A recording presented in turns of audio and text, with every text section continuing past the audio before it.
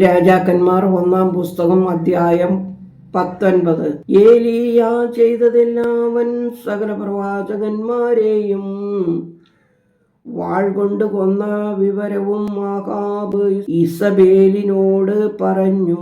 ഇസബേൽ ഏലിയായുടെ അടുക്കൽ ഒരു ദൂതനെ അയച്ചു.